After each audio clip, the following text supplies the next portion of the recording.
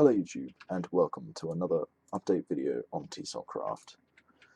We are approaching the TSON Craft version 4 release, also known as the anniversary update. It's going to be quite early, given that the anniversary is in January and it's currently still November. It'll probably be out in December time, quite early on, I'd imagine. But yeah, I wanted to do a quick update video to talk about the things that have changed since the last one. So it's been a couple of weeks more. I haven't been hugely focused on it because I've got school, so I've been doing a lot of work in there. Actually, I'm in my final year of that. So yeah, let's talk about what's going on now. So as you can see, we have 3 machines here. They're all electric furnaces. And last time I hadn't had the core upgrades done. I'd only had the external voltage upgrades set up, but now I've got core upgrades. So this is the first tier, this is the second tier, this is the third tier. The interior of them is different for each machine, so yeah, here's all the machines here pretty much. Ignore all the ones in this section, they're the old ones. So these ones here that matter at this point, except for a couple of things up here, but I'll talk about those later on. So same as before, pretty much. Except obviously core tier 2 and core tier 3 have upgrade slots in them as per, well, as I think I stated in the last video, that's how I intended to run that. But you may notice something different. There are some buttons along the side here. Say Duncy on them. Now, I'm wondering, it has to do with the fact that it's facing west at the moment. So, if you hadn't guessed already, these are directions. And as you can see, there is no W button, and that's because it's facing west. And the reason why there's no W is because these machines can't output or take things in from the front. So if I press one of these buttons, we'll go with up for the moment, and I'll set it to blue by left-clicking on it once. So you can cycle through by left-clicking, and you can right-click to go the other way. So cycle through, we're on blue currently. So if I now look at the block, it's blue on the top. So that's pretty cool. And if I go for this side, this one here, which I can find out is north, so I'll set that to red. Now red. And as before, you can pipe into these pretty easily. I'll grab some redstone. Same as before, pretty much, just instead of configuring them in well with the wrench, like you used to before, you now just do it from within the inventory itself. And that's always nice, because you don't really want to have to come out of the GUI in order to configure it too much. Though of course you will need to check direction, because these are pointing directions. Though of course if you know what the direction is, you don't have to. So now the secondary effect right-click button actually rotates the machine. So now however, the side configuration stays the same. So yeah, that's how that works. So the north is still red, because that is still the north face of the machine. As we can see, the W button is now there. However, the the south face is now missing. Yeah, see, because you can't configure that. But I can then rotate it back, and you'll see that it's still working correctly. So that's that. And if I grab some stone, for example, grab some cobblestones, put that in there. See, it processes quite slowly, but yeah, it's tier 1 machine. It's not really that fast. Tier 2 machines though, a little bit quicker, not a lot quicker, but of course they're upgradable, which will make it a lot faster. And then tier 3 machines, which are quite a lot faster, and again are upgradable. Like so. Put energy upgrades in first, and then speeds. Now, it's not horrendously fast, and I'm thinking about possibly changing it, but it is effectively 1 item per second at this point, slightly faster. Now, as you can see, it eats through energy pretty quickly. So you will want to hook it up to a high voltage supply, because unfortunately, because this is at low voltage, it's only receiving like 64 energy per tick, something like that, which unfortunately doesn't keep up with the demands of this, even with these energy upgrades in here. So you will want to upgrade the voltage of that. Definitely. So that's the machine tiers, and of course these work for all of the machines. So I was showing before, all these machines have tiers of them, and of course you can upgrade the casing separately, and so on. You can also upgrade them from their previous tier, so you just combine them with the casing of the next tier, for example, to upgrade the casing, or combine them with the next tier power core in order to upgrade the core of the machine, like so. That's pretty good. I don't know why this is. Oh yeah, because it's a hydrator, so it's always tier 2. That's why it wasn't there. It confused me for it. So as you may have noticed, the solar panels, these are actually the same ones as before. I just configured them to support the new pipe system, because I felt they already work pretty good, so why bother doing them? And same with the solid fuel generator here. Just hook this up to some power, put some coal in it. You'll see that it is powering this crusher, which of course we can put this cobblestone into in order to produce gravel, which will turn into sand. And if you've got Ex Nihilo installed, which I do, find my crusher here. There it is. Yeah, so if I take this, you'll see that you can turn sand, electric crusher again, and turn it to dust from Ex Nihilo. That's pretty cool. So it's a bit of mod compatibility there that I added. So that is pretty much it for tech stage now. So I've got all the machines in, the pipes are done, they've got recipes now. So it's all good. All the old machines that aren't in this category here support the new systems. The powered soil does. In fact, I think that's the only one that wasn't in that category before. But that now supports the new energy system, so that works fine. So yeah, now we talk about the other thing in this update, which is magic. Magic has been something that I've left behind a little bit recent times, and I've noticed this looking back at my updates. Since doing the transportation system, I really wanted to get tech stage better because it wasn't very good, and I think this will finally resolve my issues that I have with tech stage and make it feel a lot nicer in general. So here we are. Let's begin with Magic Stage. So one of the main changes in Magic Stage, again, like the GUIs for these, this is configurable. However, by default, the GUIs for the cave chests are back to their old version. I've done this for no particular reason, but I've decided that I wanted to do it. So there you go. The old GUIs are back. If you want them to be vanilla again, change your config option, that's fine. That's the thing. So for anyone who likes the old GUIs, they're back in. Yeah, so another new thing is these equipment items. So there are now artifacts of some description, and these will be obtainable by defeating the final boss in TSON Craft, who I'm not going to reveal yet. It's not time. But you can acquire these artifacts by doing that, by fighting the boss, and you will get these items. Well, some of the items. You'll get this item, those two over here you'll get, and then you have to upgrade them into these two. So these are pretty good. So as you can see, it's got quite high stats. Don't worry about how high that attack speed is. That is because I've got the config option on to make it have the pre 1.9 attack speed things. Same with the sword here. It's not actually 46 in general play. But essentially what these do is, so the Blade of Nalan does a lot of damage, and it attacks really quickly. So 46 minus 20, which will give us 16. Sorry, 26. What am I doing? It gives 26. That is fast enough to bypass the 1.9 attack system without any need for you to turn on the config option to do that, which means that you don't need to hold back in your clicking.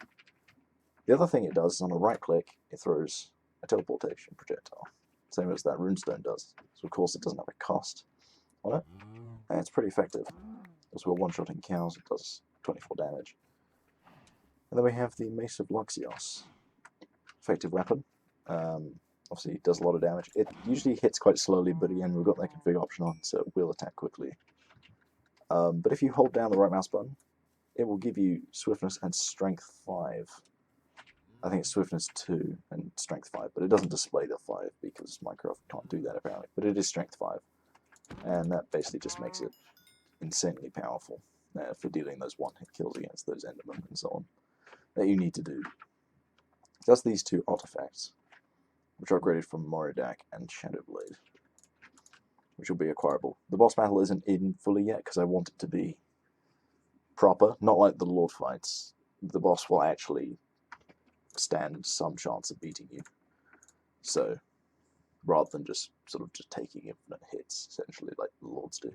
I'm thinking about going back to them at some point to change them about, but at the moment I'm focusing on trying to build a proper boss fight with this guy, with the new guy.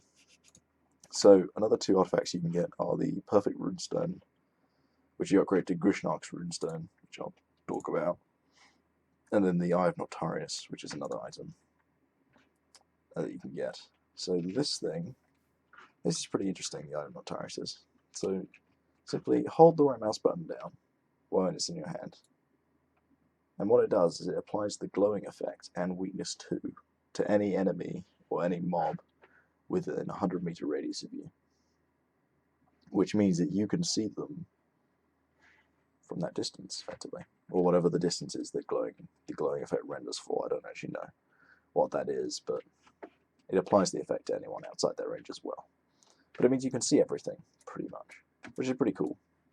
And of course it makes them weaker too, so you can find them, which is nice as well. And then we have Grishnark's Runestone. This is a fairly powerful artifact.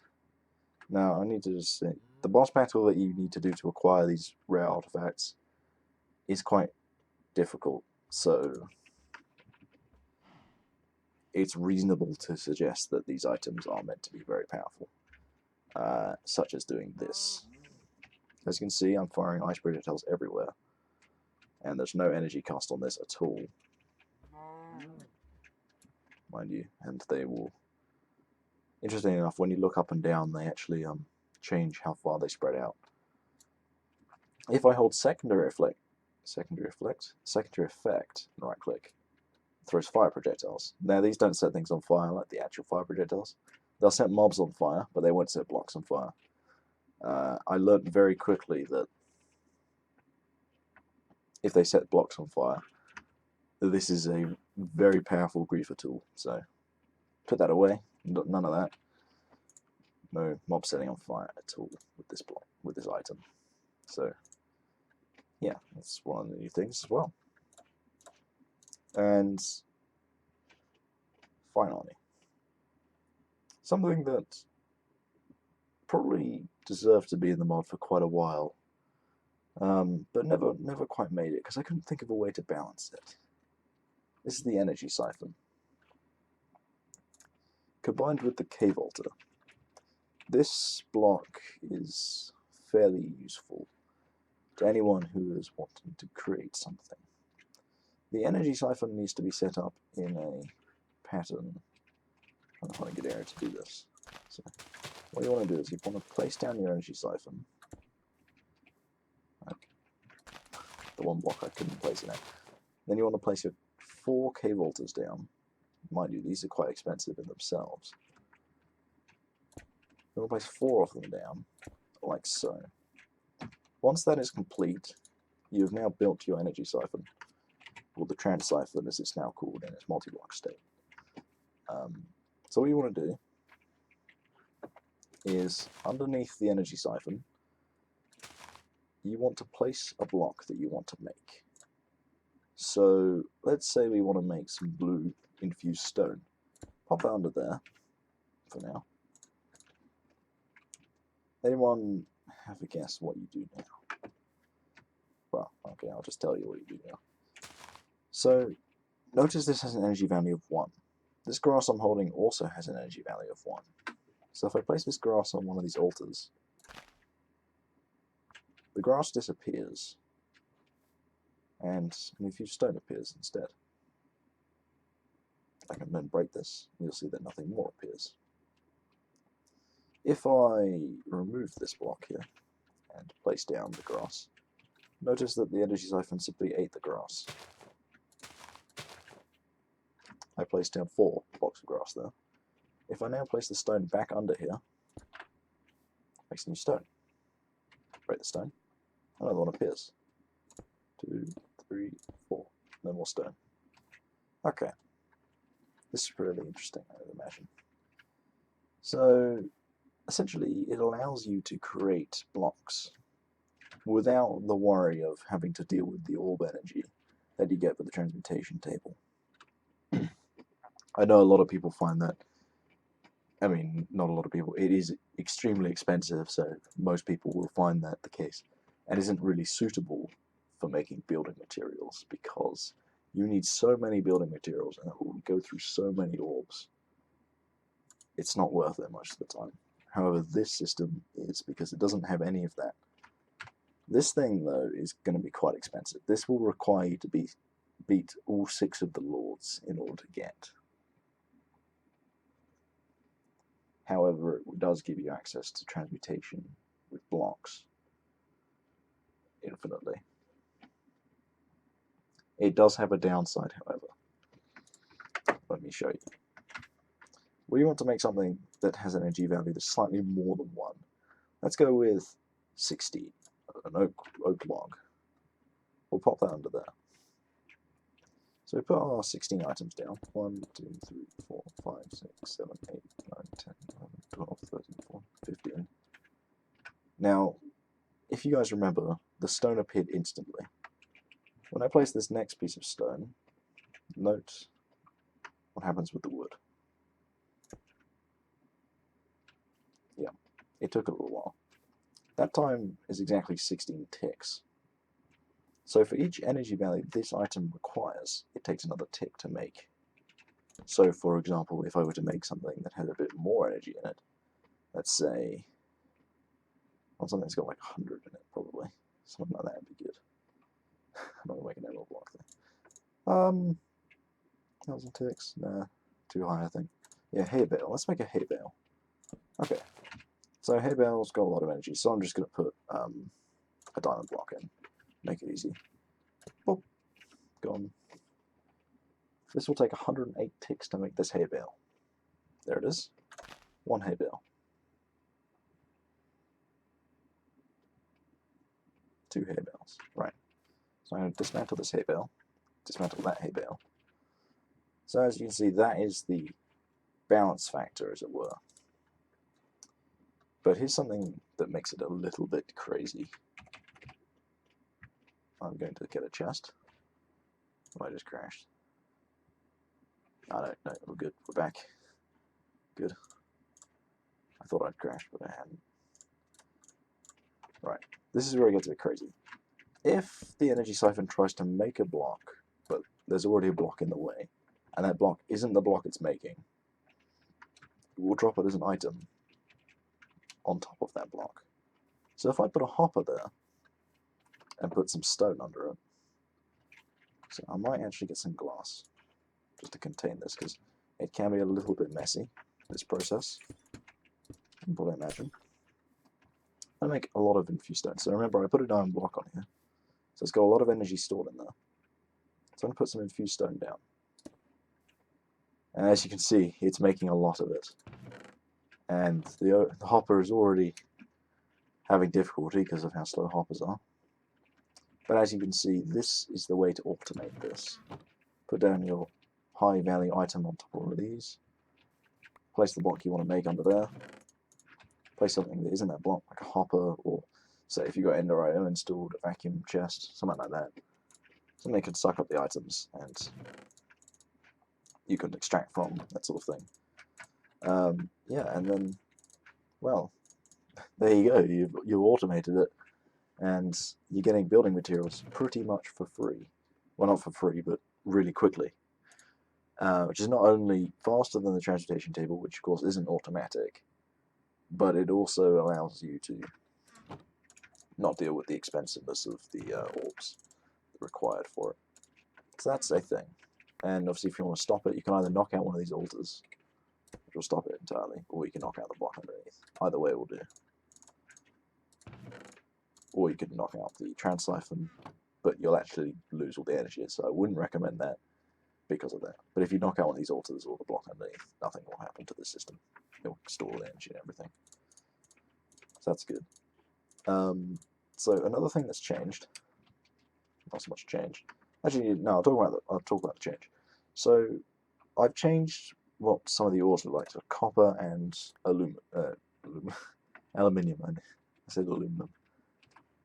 No, yeah. So we've got copper ore and aluminium ore. So as you remember, copper ore used to be kind of goldy color, but now it's copper colored. And aluminium used to be pinkish, which doesn't make a lot of sense given that when it's in the ground it's bauxite, which is sort of reddish. So I decided to make aluminium ore red, but it's still called aluminium ore rather than bauxite, so that's the thing. So you're wondering about that. Copper and aluminium now look a bit different, and I think look a bit nicer compared to the others. And I also changed the texture for the copper ingot a bit because I didn't like it before. So the next thing we want to talk about, which is new, are the 4 new inlays for the runestone: the pull, lift other, lift self, and push. They're fairly self-explanatory in the way they work. Imagine I'll load them all into there, and I will set up a quick energy system. And some of this, and some coal. There it is. Right, so we want to use pull to start off with. Seems to make sense. I'm going to stand on this tree. I'm going to pull at this cow. As you can see, it pulled it towards me, and probably, no, it landed in water. Perfect.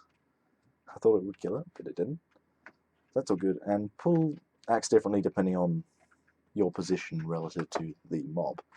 So I'm making it nighttime. I'm going to set it to hard.